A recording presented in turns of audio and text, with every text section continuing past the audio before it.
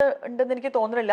പിന്നെ പണ്ടത്തെ ഷോയിൽ നടന്നിട്ടുള്ള സംഭവങ്ങൾ പിന്നീട് ഒരു സമയത്ത് അത് പ്രോപ്പർ അന്ന് സ്ക്രിപ്റ്റഡ് ആയിട്ട് നടന്നിട്ടുള്ള അന്നത്തെ ഒരു സോഷ്യൽ കണ്ടീഷനിൽ വലിയ പ്രശ്നമില്ലാതിരുന്ന കാര്യങ്ങൾ പിന്നീട് ആളുകൾ എടുത്തുകൊണ്ട് വന്നിട്ട് പ്രശ്നങ്ങൾ അതിനെ തുടർന്ന് ചർച്ചകൾ ഉണ്ടായിട്ടുണ്ട്. പക്ഷെ എനിക്ക് അതിനകത്ത് വലിയ ഇൻവോൾവ്മെന്റ് എന്നെ കുറിച്ചല്ല പറഞ്ഞതും. ഇതിപ്പോ കേട്ടോണ്ടിരിക്കുന്ന കുറച്ച് പേർക്കെങ്കിലും ഒക്കെ അത് എന്താണെന്നുള്ളത് മനസ്സിലാണ്. പക്ഷെ സ്ക്രിപ്റ്റഡ് ആയിട്ട് അതൊരു 7 വർഷം മുന്നേ നടന്നൊരു ഇൻസിഡന്റ് അത് എടുത്തോണ്ട് വന്നിട്ട് ഈ അടുത്ത കാലത്ത് നടന്നു എന്നുള്ള പോലെ പ്രചരിപ്പിക്കുകയും അങ്ങനത്തെ സംഭവം. അതുകൊണ്ടാണ് ഇപ്പൊ നമ്മുടെ സോഷ്യൽ മീഡിയയിൽ ആങ്കേഴ്സ് കുറെ പേര് ബലിയാടാവുന്നു. അവര് പല കാര്യങ്ങളും ആൻസർ ചെയ്യേണ്ടതായിട്ട് വരുന്നു. ഇപ്പൊ കുറച്ച് അവര് ഫേസ് ചെയ്ത കുറച്ച് പ്രോബ്ലംസും എന്നൊക്കെ പറഞ്ഞിട്ട് ഇപ്പൊ കുറെ ചർച്ച ചെയ്യുന്നുണ്ടല്ലോ. അതെ അതെ, അവർക്ക് രണ്ട് പെർസ്പെക്റ്റീവ് ഉണ്ട്. ഒന്നാമത്തെ കാര്യം, നമ്മൾ ആസ് എ പ്രസന്റർ നമ്മൾ സംസാരിക്കുന്ന സമയത്ത് നമ്മുടെ ഓപ്പോസിറ്റ് ഉള്ള ആൾക്ക് റെസ്പെക്റ്റും വാല്യൂം കൊടുത്തിട്ട് വേണം സംസാരിക്കാൻ എന്ന് വിശ്വസിക്കുന്ന ആളാണ് ഞാൻ. And also there are boundaries. ആൾക്കാർക്ക് സംസാരിക്കാൻ താല്പര്യമുള്ള വിഷയം അവർക്ക് സംസാരിക്കണ്ട എന്നുള്ള വിഷയമുണ്ട്. അതിനെ സെൻസ് ചെയ്യാൻ ഓപ്പോസിറ്റ് ഇരിക്കുന്ന ആങ്കറിന് പറ്റണം എന്നുള്ളതാണ് ഞാൻ വിശ്വസിക്കുന്നത്. ഇപ്പൊ അയാൾക്കത് പറയാൻ താല്പര്യമില്ല എന്ന് തോന്നിയിട്ടും നമുക്ക് എങ്ങനെയെങ്കിലും കോണ്ടന്റ് ഉണ്ടാക്കണം എന്ന് വിചാരിച്ചിട്ട് അതിലിട്ട് പിടിച്ചോണ്ടിരിക്കുന്നതിൽ വലിയ കാര്യമില്ല. അപ്പോ അതിനാ ഞാൻ പറഞ്ഞത്, അതിന് രണ്ട് പെർസ്പെക്റ്റീവ് ഉണ്ട്. ചിലപ്പോൾ ഈ ആങ്കറിന് അത് ചെയ്യാൻ ഒരു താല്പര്യം ഉണ്ടാവില്ല. ഈ ഇന്ത്യയിലുള്ള പ്രഷർ ചിലപ്പോൾ നന്നായിട്ടുണ്ടാവും. ആ ചോദ്യം അങ്ങ് ചോദിക്കുക, ആ ചോദ്യം അങ്ങ് എനിക്ക് പലപ്പോഴും ഫീൽ ചെയ്തിട്ടുള്ള കാര്യം, നമ്മൾ ചിലപ്പോൾ സ്റ്റേജിൽ നിൽക്കുമ്പോൾ ഈ ആർട്ടിസ്റ്റുകളുടെ അടുത്ത് പാട്ട് പാടാനൊക്കെ പറയാൻ പറയും. ഇത് മിക്കപ്പോഴും പ്രൊഡ്യൂസേഴ്സാ പറയാം, ഒരു പാട്ട് പാടാൻ പറയുമോ എന്നൊക്കെ ചോദിക്കുമ്പോൾ നമുക്ക് തൊട്ടടുത്ത് നിൽക്കുന്ന ആർട്ടിസ്റ്റിന്റെ വൈബ് വ്യക്തമായിട്ട് മനസ്സിലാവും. അവർക്കിപ്പോ പാട്ട് പാടാൻ താല്പര്യമില്ല. അപ്പൊ ഇത് പാട്ട് പാടൂ, ഒരു പാട്ട് പാടൂ എന്ന് പറഞ്ഞ് നമ്മളാണ് ആക്ച്വലി എംബാരസ്ഡ് ആവുന്നത്. നമ്മളെയാണ് ഓഡിയൻസ് കാണുമ്പോ ഈ പെണ്ണിന് ഒരു സെൻസും ഇല്ലേ, like it is very clear അവർക്ക് ഇപ്പൊ പാടാൻ അല്ലെങ്കിൽ വേറെ ഏതെങ്കിലും സ്റ്റേജിൽ അഭിനയിച്ചൊരു തമാശയോ ഒരു സിനിമയിലെ സിറ്റുവേഷനോ അവർക്ക് വീണ്ടും അതവിടെ ചെയ്യാൻ അവർ പ്രിപ്പയർഡ് ആയിരിക്കില്ല, അവർക്ക് താല്പര്യം ഉണ്ടായിരിക്കില്ല. പക്ഷെ കോണ്ടന്റ് ഉണ്ടാക്കാൻ വേണ്ടിയിട്ട് ഇതുപോലെ ഒന്ന് പറയൂ എന്ന് പറഞ്ഞിട്ട് അങ്ങനെ ചെയ്യുന്ന ആൾക്കാരും ഉണ്ട്. പിന്നെ ആങ്കേഴ്സ് തന്നെ കയ്യിൽ നിന്നിട്ടിട്ട്, അതായത് ഇവർക്ക് വിമുഖത കാണിച്ചാൽ പോലും അത് മനസ്സിലാവാതെ വീണ്ടും വീണ്ടും അതിനുവേണ്ടി പുഷ് ചെയ്യുന്ന ആങ്കേഴ്സും ഉണ്ട്. അപ്പൊ അശ്വതിക്ക് അങ്ങനെ ഫേസ് ചെയ്യേണ്ടി വന്നിട്ടുണ്ടോ? ഡെഫിനറ്റ് ആയിട്ട് നമ്മള് ഷോസ് ഒക്കെ ചെയ്യുന്ന സമയത്ത് പ്രൊഡ്യൂസേഴ്സ് ഇതുപോലെ പലതും പറയാറുണ്ട്, അങ്ങനെ അത് ചോദിക്കൂ ഇത് ചോദിക്കുന്നൊക്കെ. ഞാൻ മിണ്ടാതെ നിന്ന് മറ്റേ പ്രൊഡ്യൂസറിന്റെ വായിന്ന് ചീത്ത കേട്ടിട്ടുണ്ട്. ചോദിച്ചില്ല. ഞാൻ ചോദിക്കാതിരുന്നിട്ടുള്ള സിറ്റുവേഷൻസ് ഉണ്ട് കേട്ടോ. കാരണം ഇറ്റ് ഇസ് വെരി ക്ലിയർ. അപ്പൊ അതവിടെ ചോദിക്കുന്നത് ഭയങ്കര ഓടായിരിക്കും എന്നുള്ളത് നമുക്ക് അറിയുന്നത് കൊണ്ട് മിണ്ടാതിരുന്നിട്ടുണ്ട്. അപ്പം അത് അന്നേരം ചോദിക്കണ്ടായിരുന്നു, നശിപ്പിച്ചില്ലേ, ചാൻസ് കളഞ്ഞില്ലേ എന്ന് പറയുമ്പോൾ ഞാൻ ഇവര് വിഷയത്തിൽ നിന്ന് അടുത്ത വിഷയത്തിലേക്ക് പോകാൻ വേണ്ടി മിണ്ടാതെ വെയിറ്റ് ചെയ്യും. നീ പറഞ്ഞത് കേൾക്കാത്ത പോലെയൊക്കെ നിന്നിട്ട്. അപ്പോ അതേപോലെ വേറൊന്നുള്ളത് എന്തോ എക്സ് മിനിസ്റ്ററോ അങ്ങനത്തെ എന്തോ ഒരു സംഭവം, എന്തോ ഒരു അബദ്ധം പറ്റിയത്. ഇത് അബദ്ധം പറ്റിയില്ല ആക്ച്വലി. അത് ഇതുപോലൊരു പൊളിറ്റിക്കൽ പ്രോഗ്രാം, ഒരു സാംസ്കാരിക സമ്മേളനമായിരുന്നു. നമ്മുടെ മുഖ്യമന്ത്രിയൊക്കെ ഗസ്റ്റ് ആയിട്ടുണ്ടായിരുന്ന കുറച്ച് വർഷങ്ങൾക്ക് മുന്നെയാണ് കേട്ടോ ആ ഒരു പരിപാടി ഹോസ്റ്റ് ചെയ്യായിരുന്നു. അപ്പൊ പുതിയ മന്ത്രിസഭ അധികാരത്തിൽ വന്നിട്ടേ ഉള്ളൂ.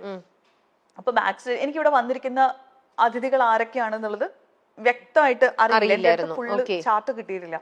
അപ്പൊ എന്നോട് പറഞ്ഞു എക്സ് മിനിസ്റ്റർ വരുന്നുണ്ട്, അനൗൺസ് ചെയ്തോളാൻ പറഞ്ഞു, പേരും പറഞ്ഞു. അപ്പൊ എനിക്ക് എന്റെ അറിവില് കഴിഞ്ഞ മിനിസ്ട്രിയിൽ ഇങ്ങനെ ഒരു മിനിസ്റ്റർ ഇല്ല. ഈ പേര് എനിക്ക് ഫെമിലിയർ അല്ല.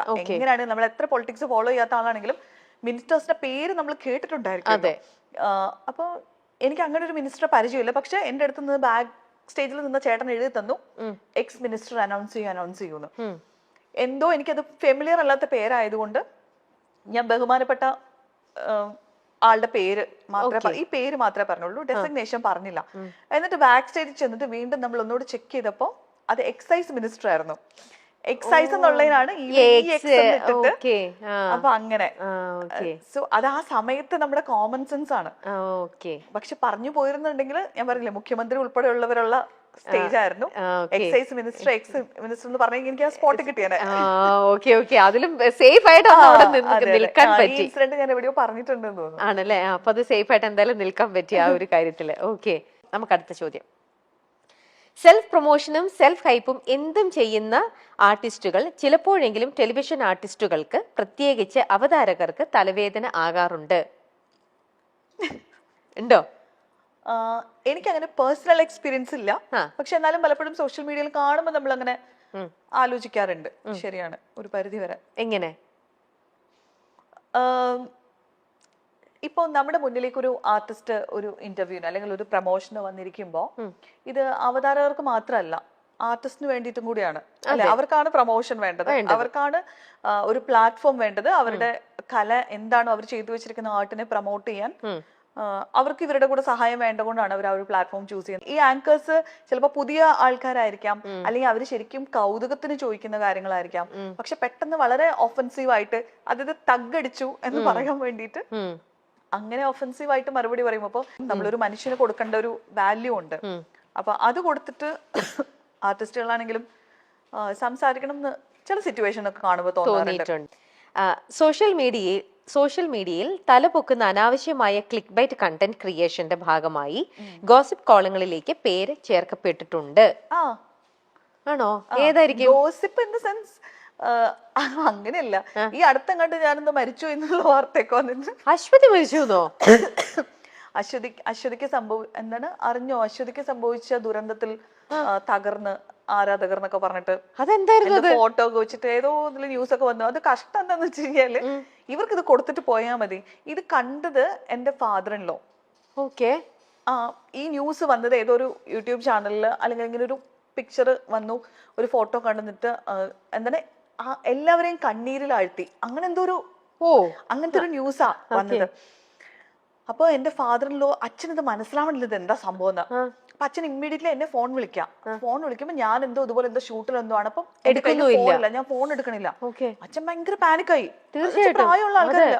അച്ഛൻ ഭയങ്കര പാനിക്കായി. അച്ഛൻ അപ്പൊ തന്നെ അവിടുന്ന് ഒരു ഡ്രൈവറെ ഒക്കെ കൂട്ടിയിട്ട് അച്ഛൻ തൊടുപുഴയിൽ എറണാകുളത്തിന് വരാൻ വേണ്ടി പുറപ്പെട്ടു. എന്നുവെച്ചാ ഒന്ന് ആലോചിച്ച് നോക്കൂ, ഇവരൊരു ക്ലിക്ക് ബൈറ്റിന് വേണ്ടി ചെയ്യുന്ന കാര്യമായിരിക്കും. അച്ഛൻ എന്തെങ്കിലും സംഭവിച്ചിരുന്നെങ്കിലോ? ശരിക്കും അതെ, അവരെത്രത്തോളം അപ്പോ അമ്മയോട് പോലും പറയാൻ പറ്റണില്ല അച്ഛൻ ഇപ്പൊ ശരിക്കും വല്ലതും പറ്റിയതാണോന്ന്.